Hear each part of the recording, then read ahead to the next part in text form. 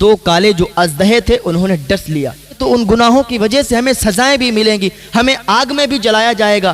کون کہتا ہے مومن مر گیا؟ نہیں نہیں نہیں، قید سے چھوٹا وہ اپنے گھر گیا۔ ایک شخص نے خواب دیکھا کہ اس سے ایک شیر دوڑا رہا ہے، وہ بھاگ رہا ہے، وہ بھاگتے بھاگتے بھاگتے بھاگتے ایک گڑھے کے قریب پہنچا۔ گڑھے کے قریب جیسے ہی پہنچا تو اس نے سوچا کہ اس گڑھے میں کود جاؤں گا، چھپ جاؤں گا، شیر نکل جائے گا اور میری جان بچ جائے گی۔ جیسے ہی گڑھے میں کودنا چاہا تو کیا دیکھتا ہے کہ اس گڑھے کے اندر دو بڑے بڑے اژدہے تھے، کالے کالے سانپ تھے، لیکن وہیں پر ایک درخت تھا، تو وہ درخت پر چڑھ گیا۔ جب درخت پر چڑھا تو درخت کی ایک ٹہنی پر بیٹھ گیا۔ جس ٹہنی پر وہ بیٹھا تھا اس کو دو چوہے، ایک کالے رنگ کا چوہا تھا، ایک سفید رنگ کا چوہا تھا، وہ اس ٹہنی کو کھتر رہے تھے۔ وہ ٹہنی آدھی وہ چوہے کھا چکے تھے اور وہ ٹہنی ٹوٹنے والی تھی۔ اتنی دیر میں اس نے کیا دیکھا کہ اوپر اس کی نگاہ گئی تو دیکھا ایک شہد کا چھتا ہے، مدھو مکھیوں نے شہد کا چھتا لگایا ہوا ہے، اس میں سے شہد ٹپک رہا ہے۔ جیسے ہی اس نے اپنے منہ کو اوپر کھولا تو وہ شہد اس کے منہ میں ٹپکنے لگا۔ جب اس شہد کی لذت اس سے محسوس ہوئی اور اس کے منہ میں جب وہ شہد گیا تو یہ اس کی مٹھاس میں گم ہو گیا۔ جیسے ہی وہ اس کی مٹھاس میں گم ہوا، ادھر ٹہنی ٹوٹی، گڑھے میں گرا۔ دو کالے جو اژدہے تھے انہوں نے ڈس لیا۔ جیسے ہی انہوں نے اس کو کاٹا، اس کی آنکھ کھل گئی۔ فوراً بھاگتا ہوا دوڑتا ہوا اللہ کے ولی کی بارگاہ میں گیا، کہنے لگا حضور ابھی میں نے خواب دیکھا ہے، اور سارا خواب بیان کرتا ہے۔ وہ اللہ کے ولی سمجھ جاتے ہیں کہ معاملہ کیا ہے۔ انہوں نے ارشاد فرمایا کہ جو شیر تھا وہ حقیقت میں شیر نہیں تھا۔ تو اس انسان نے حیرت زدہ ہو کر پوچھا کہ حضور پھر وہ کیا تھا؟ کہا وہ شیر نہیں تھا بلکہ وہ تیری موت تھی۔ کہا حضور وہ مجھے دوڑا رہا تھا، میں گڑھے میں گرنے والا تھا تو دیکھا دو اژدہے تھے، تو وہ اژدہے کیا تھے؟ کہا تو جانتا نہیں ہے، وہ اژدہے نہیں تھے۔ کہا حضور پھر کیا تھا؟ کہا وہ تیرے گناہ تھے۔ جب تو نیکیاں کرتا ہے تو نیکی کا فرشتہ تیری نیکی لکھتا ہے، جب تو گناہ کرتا ہے تو گناہ کا فرشتہ تیرے گناہ لکھتا ہے۔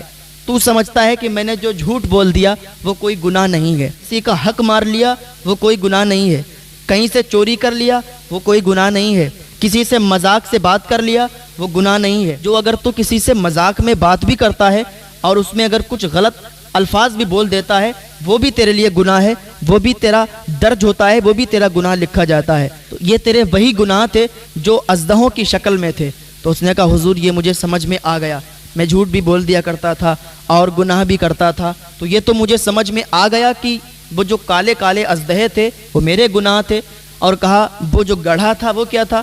کہا وہ تیری قبر تھی، جب تو مر جائے گا نا تو اسی قبر میں جائے گا، جانے کے بعد وہی تجھے اژدہے ملیں گے جو تو نے گناہ کیے ہیں۔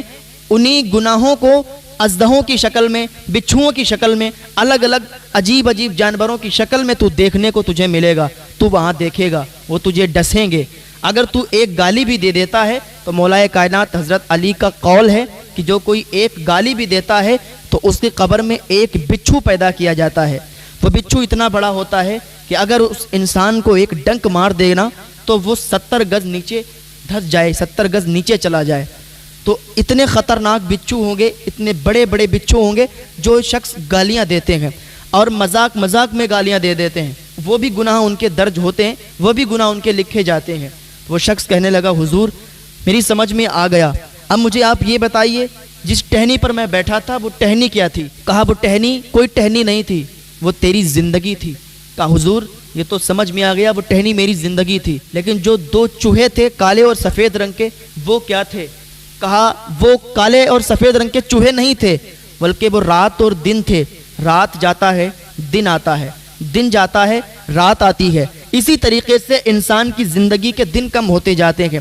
انسان کوئی تیاری نہیں کر رہا ہے، اللہ تعالیٰ نے انسان کو اپنی عبادت کرنے کے لیے بھیجا ہے، لیکن انسان آج کل تیری میری چگلیاں کرنے پہ لگا ہے، جھوٹ بولنے پر لگا ہے، دوسروں کا حق مارنے پر لگا ہے، سود کھانے پر لگا ہے، شراب پینے پر لگا ہے، چوریاں کرنے پر لگا ہے، لڑائیاں کرنے پر لگا ہے، اللہ کو بھول بیٹھا ہے، مسجد میں ایک ٹائم بھی نماز پڑھنے کے لیے نہیں آتا ہے، اللہ تعالیٰ نے اپنی عبادت کے لیے بھیجا ہے۔ وہ رب اسے سانسیں بھی عطا کر رہا ہے، اسے کھانا بھی عطا کر رہا ہے، دنیا کی ہر لذتیں اسے مل رہی ہیں، دنیا کا ہر شوق اس کا پورا ہو رہا ہے، لیکن وہ اس رب کو بھولے بیٹھا ہے جو رب 70 ماؤں سے بھی زیادہ اپنے بندے کو پیار کرتا ہے، جس نے اس کو عبادت کرنے کے لیے بھیجا ہے۔ تو وہ چوہے نہیں تھے بلکہ رات اور دن تھا۔ کہ حضور مجھے سمجھ میں آ گیا، وہ ٹہنی کوئی ٹہنی نہیں تھی بلکہ میری زندگی تھی، اور وہ چوہے کوئی چوہے نہیں تھے بلکہ وہ رات اور دن تھے۔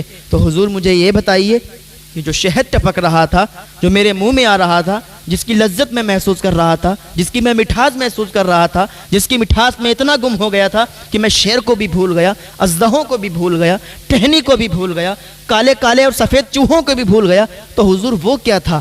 تو وہ اللہ کے ولی بیان کرتے ہیں وہ شہد نہیں تھا، وہ شہد نہیں تھا بلکہ وہ دنیا کا مزہ تھا۔ جب تم دنیا کے مزے میں پڑ گئے، یعنی جب کوئی انسان دنیا کے مزے میں پڑتا ہے تو وہ اتنا گم ہو جاتا ہے، اسے یہ بھی خبر نہیں ہوتی ہے کہ اللہ تعالیٰ نے اسے بھیجا کیوں ہے، اسے یہ بھی خبر نہیں ہوتی ہے کہ ہم جو کام کر رہے ہیں اس میں گناہ کتنا ہے، اسے یہ بھی خبر نہیں ہوتی ہے کہ مرنے کے بعد ہم نے قبر میں جانا ہے، اسے یہ بھی خبر نہیں ہوتی ہے کہ جب قبر میں پہنچیں گے تو وہ فرشتے سوال و جواب کرنے کے لیے آئیں گے اور ان کا جواب نہیں دے پایا جائے گا، اور جو میرے گناہ ہوں گے تو ان گناہوں کی وجہ سے ہمیں سزائیں بھی ملیں گی، ہمیں آگ میں بھی جلایا جائے گا۔ یہ انسان بھول بیٹھا ہے، کس وجہ سے؟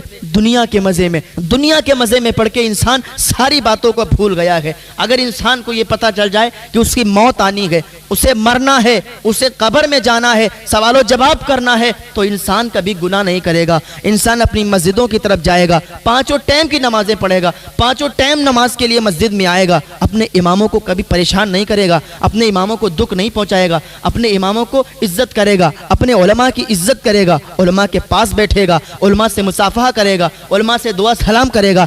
وہ اگر اس کو معلوم چل جائے کہ یہ دنیا صرف قید خانہ ہے، وہ ایک شاعر کہتا ہے، کون کہتا ہے مومن مر گیا، کون کہتا ہے مومن مر گیا، نہیں نہیں نہیں، قید سے چھوٹا وہ اپنے گھر گیا، قید سے چھوٹا وہ اپنے گھر گیا۔ انسان آتا ہے خالی ہاتھ، جاتا ہے خالی ہاتھ، انسان اپنے مکانوں کو بنانے میں لگ گیا ہے، اپنے گھر کو سجانے میں لگ گیا ہے، اپنی زمینیں بڑھانے میں لگ گیا ہے، اپنے کاموں میں لگ گیا ہے، لیکن رب کا کام بھولا بیٹھا ہے کہ رب نے ہمیں کیوں بھیجا ہے۔ یاد رکھو موت سب کو آنی ہے، یہاں کی تیاری یہیں تک رہے گی، لیکن اگر وہاں کی تیاری کرو گے تو پھر وہاں ساتھ میں جائے گی۔ ایک انسان نے قبر پر لوگوں کو بلا کر کہا، جب وہ میت کو دفن کر چکے تھے تو ایک انسان نے بلا کر کہا کہ رکو رکو رکو، یہ دیکھو کیا کہنے والا ہے، یعنی جو مردہ ہے یہ کہنے والا ہے۔ تو لوگوں نے جب سنا کہ مردہ زندہ ہو گیا، مردہ کچھ کہنے والا ہے، تو دوڑتے ہوئے آئے، کہا کیا بات ہے؟